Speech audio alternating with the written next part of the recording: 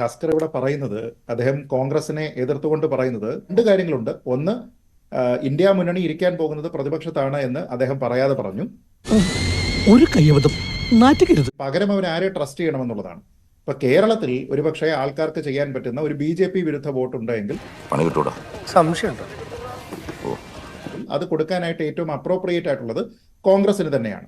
അപ്പൊ അങ്ങനെ വരുന്ന കോൺഗ്രസ്സുകാരോട് ഒരു വ്യക്തിയാണോ ആക്രമിക്കുന്നത്? ഈ കേരളത്തിലെ LDF എന്ന മേഖലയെ തന്നെ തകർക്കാൻ വേണ്ടി ശ്രമിച്ചുകൊണ്ടിരിക്കുന്നു. അവിടെ തന്നെ ഇരിക്കുമോ എന്ന് ചോദിച്ചു കഴിഞ്ഞാൽ എത്ര CPM അവിടെ പോയിരിക്കാനാണ്? എന്തിനാണ് ഈ CPM ഈ വോട്ട് കൊടുക്കുന്നത്? എനിക്ക് അങ്ങോട്ട് പോകാൻ കഴിയില്ല എന്ന് പറയുന്നവരല്ല.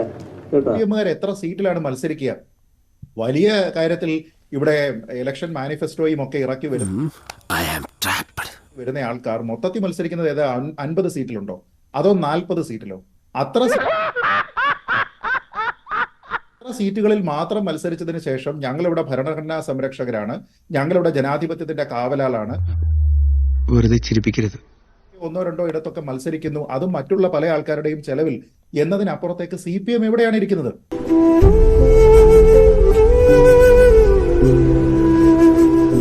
ഇവിടെയുള്ള ആൾക്കാർക്ക് പിന്നെ BJP വിരുദ്ധ വോട്ടാണ് ചെയ്യേണ്ടതെങ്കിൽ അത് കോൺഗ്രസ് തന്നെയാണ്. അതല്ല അയ്യോ അങ്ങനെ പറഞ്ഞൂടാ, പിന്നെ ഞാൻ എന്തിനു വന്ന? അല്ലാതെ അവിടേക്ക് CPM ആണ് എന്നൊക്കെ പറഞ്ഞു വരുമ്പോ 11 സീറ്റ് കിട്ടി, തെരഞ്ഞെടുപ്പിൽ അവരുടെ പാർട്ടി ചിഹ്നം ഒരു വശത്ത് വലിയ നേതൃത്വത്തിന്റെ ഭാഗത്തിൽ നിന്നും പറയുന്നു ചിഹ്നം സംരക്ഷിക്കണം കേട്ടോ, പോകാതിരിക്കുന്നതിന് വേണ്ടിയിട്ടും ദേശീയ പാർട്ടി എന്നുള്ള ഒരു ഇമേജ് അവിടെ നിലനിർത്തുന്നതിന് വേണ്ടിയിട്ട് സ്ട്രഗിൾ ചെയ്യുന്ന ഒരു ഈശ്വര ഇനി എന്ത് ചെയ്യും ആലോചിച്ചിട്ട് ഒരെത്തും പിടിയും കിട്ടുന്നില്ല. രക്ഷിക്കാൻ വേണ്ടിയിട്ട് അവരുടെ എല്ലാവരുടെയും കൂടെ അട്ടിപ്പേർ അവകാശം ഏറ്റെടുക്കുമെന്ന രീതിയിലത്തേക്കൊക്കെ പറയുക എന്ന് പറയുന്നത് മലർപ്പൊടിക്കാരന്റെ സ്വപ്നമാണ്.